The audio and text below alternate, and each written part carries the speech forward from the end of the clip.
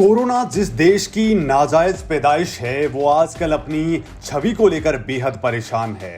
दुनिया का ध्यान खींचने के लिए फिर से लद्दाख में भारी भरकम सेना तैनात कर दी है। दक्षिण चीन सागर में अपनी मौजूदगी बढ़ाता जा रहा है तो दुनिया में बट्टे खाते में पहुंच चुकी अपनी साख को बचाने के लिए वैक्सीन बांट रहा है। तो कोरोना से निपटने के लिए वो उपकरण भी दे रहा है, लेकिन कमबख्त कुकर्म इतने ज्यादा हैं कि विदेशी मीडिया चीन को विलेन से कम कतई नहीं मान रहा। और इसी बात से चीन के राष्ट्रपति शी जिनपिंग की रातों की नींद उड़ चुकी है। वो दुनिया में अपने देश की बिगड़ती साख को लेकर बेहद परेशान है।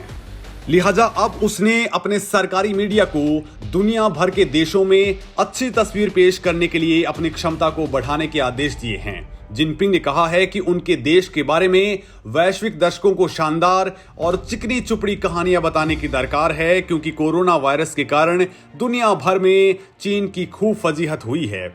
इतना ही नहीं, बची कुची कसर चीन की विस्तारवादी नीतियों ने पूरी कर दी है। चीन की सरकारी समाचार एजेंसी सिन्हुआ ने कहा है कि जिनपिंग ने चीनी कम्युनिस्ट पार्टी की एक स्टडी मीटिंग में कहा है कि हमें सच्चे, सटीक और प्रभावी चीन को दुनिया के सामने पेश करने के लिए विश्व भर पर अपने संदेशों को फैलाने की क्षमता में सुधार करने की जरूरत है। उन्होंने ये भी कहा कि चीन को अपनी राष्ट्रीय ताकत और वैश्विक स्थिति से मेल खाने के लिए एक अंतर्राष्ट्रीय आवाज विकसित करने की जरूरत है। चीन ने कहा है कि कम्युनिस्ट पार्टी जिस तरह से यहाँ के लोगों को खुश करने का प्रयास करती है, इन सभी बातों को विदेशी लोगों को बताने के लिए अधिक प्रयास करने की जरूरत है। लोगों में चीनी कम्युनिस्ट पार्टी को लेकर समझ बढ़ाने के लिए प्रयासों को मजबूत करने की दरकार है। उन्होंने इसके लिए देश को पेशेवर और ट्रेंड लोगों की एक टीम बनाने और विभिन्न क्षेत्रों के लिए सटीक संचार विधियों को अपनाने की दरकार बताई है। दरअसल दोस्तों, विदेशी मीडिया के साथ चीन के संबंध बहुत पहले से ही तनावपूर्ण चल रहे हैं। कुछ महीने पहले ही चीन ने बीबीसी को बैन कर दिया था। ग्लोबल टाइम्स जैसे चीन के सरकारी मीडिया अक्सर विदेशी पत्रकारों पर पक्षपातपूर्ण रिपोर्टिंग करने का आरोप लगाते रहे हैं। दरअसल चीन का यही ग्लोबल टाइम्स अखबार प्रोपेगेंडा फैलाने में सबसे माहिर है। चीन ने तो कई बार विदेशी पत्रकारों को फर्जी रिपोर्टिंग करने के आरोप में गिरफ्तार भी कर लिया है।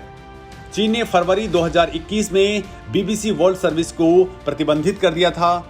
चीन के राष्ट्रीय रेडियो और टेलीविजन प्रशासन ने तब कहा था कि बीबीसी ने कोरोना वायरस और सिंजियांग को लेकर गलत रिपोर्टिंग की है। चीन ने कहा था कि बीबीसी की रिपोर्ट से चीन के राष्ट्रीय हितों को नुकसान पहुंचा है और उसकी राष्ट्रीय एकता भी कमजोर हुई है। वहीं कई विशेषज्ञों ने कहा है कि चीन ने बीबीसी को बैन करने का फैसला सीजीटीएन पर ब्रिटेन में लगी पाबंदी के जवाब में उठाया है।